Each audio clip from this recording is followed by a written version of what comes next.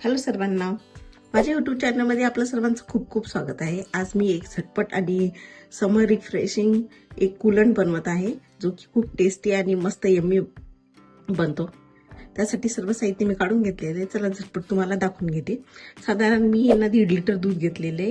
हे मी गाईचं दूध घेतलेले. हे मी तापून घेतलेले. तुम्ही बघू शकता त्यावर साय आलेली आहे. इथे मी साधारण 3 मोठे चम्मच साखर घेतलेली आहे. हे थंड दूध आहे. इथे मी बदामाचे बारीक बारीक असे उभे पातळ असे काप करून घेतलेले. साधारण 1 वाटी आपल्याला कॉर्नफ्लोअर लागेल. त्या जोडीला मी ना इथे व्हॅनिला इसेन्स घेतलेला आहे आणि ही दुधावरची साय जी क्रीम मी काढून घेतलेली आहे. चला तर आपण कृतीला सुरुवात करूया. तर गॅसवर मी कढई तापायला ठेवलेली आहे. तर साधारण मी यामध्ये दूध टाकून घेतले.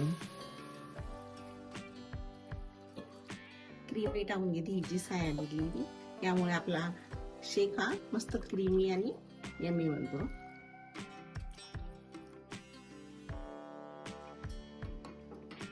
आता दुधाला 1 उकळी येऊ देऊया.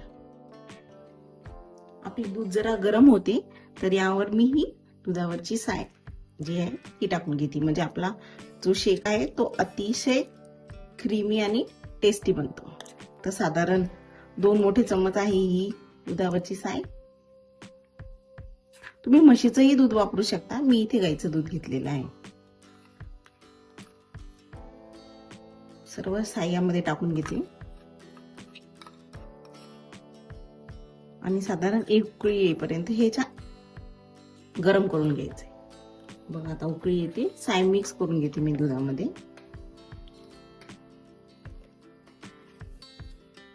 आणि कढई ना जरा जाड बुडाची घ्यायची, त्यामुळे नाही का दूध असं खाली चिटकणार नाही. आता गॅसची फ्लेम जरा कमी करूया आणि 1 उकळी काढून घेऊया. आता मी इथे थंड दूध घेतलेलं आहे आणि हे जे कॉर्नफ्लोअर आहे यामध्ये ऍड करते. आपण डायरेक्ट दुधात जर उकळत्या दुधात टाकलं ना तर त्यामुळे त्याच्यात लम्स बनू शकतात. त्यामुळे सुरुवातीला थंड दूध घ्यायचं, त्यामध्ये साधारण 1 वाटीभर कॉर्नफ्लोअर ऍड करायचं आणि ते छान मिक्स करून घ्यायचे, म्हणजे त्यामध्ये लम्स बनणार नाही. ओके, तर मी आता हे छान मिक्स करून घेतेय. हे दूध छान मिक्स झालेलं आहे. तुम्ही बघू शकता दूध हे छान उकळत आहे. तर यामध्ये आता ही जी कॉर्नफ्लोअरची स्लरी आहे ही मिक्स करते मी.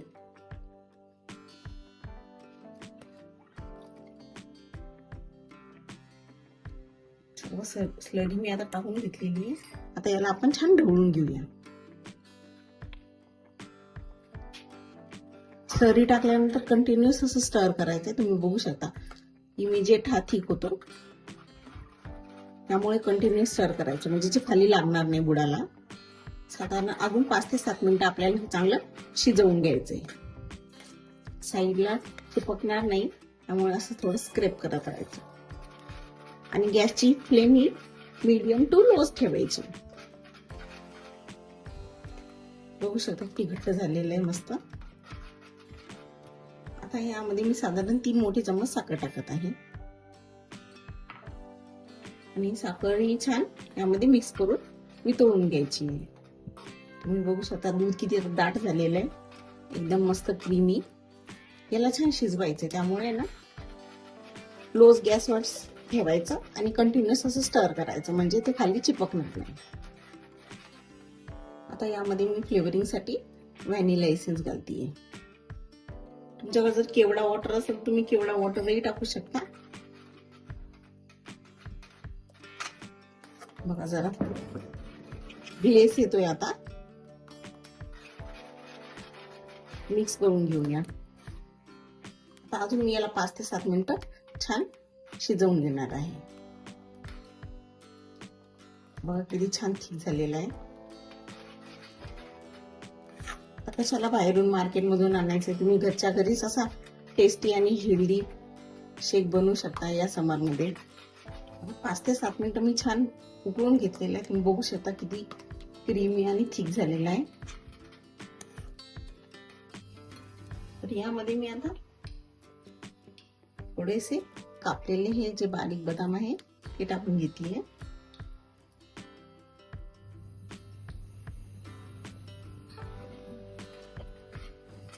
आणि आता आपण याला छान नॉर्मल टेम्परेचरवर थंड होऊ देऊया आणि मग फ्रीज मध्ये ठेवूया. मग एकदम मस्त चिल्ड सर्व करूया. चला आता गॅस बंद करते मी आणि याला रूम टेम्परेचर येईपर्यंत छान थंड करायला ठेवते. चला आता आपला शेक आता रेडी आहे. मी आता याला छान ब्लेंड करून घेते. तुम्ही बघू शकता मी छान फ्रीज मध्ये ठेवलं होतं साधारण 2 तास. एकदम छान चिल्ड झालेले.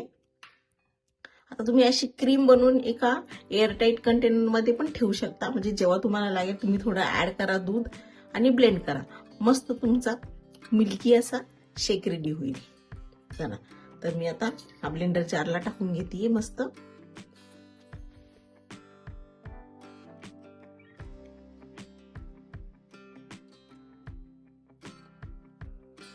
थोडा थोडा करून घालायचा आहे आणि मस्तपैकी ब्लेंड करून घेऊया.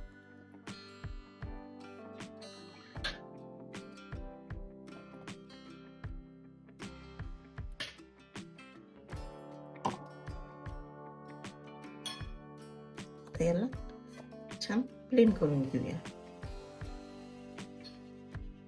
यामध्ये मी थोडस दूध टाकून घेते.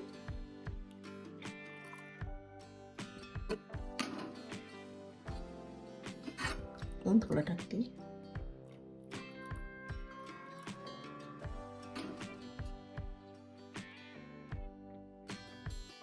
मस्त आता फिरवून घेऊया. मी सर्विंग ग्लास काढून घेतलेले मस्त. आता छान चिल्ड असा मिल्कशेक आपला सर्व करून घेऊया. मस्त असा क्रीमी ब्लेंड करून झालेला आहे. हो मस्तच.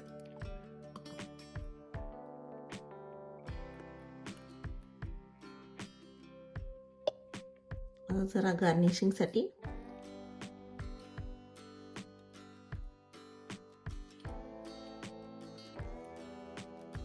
मस्त बदामाचे काप घालते.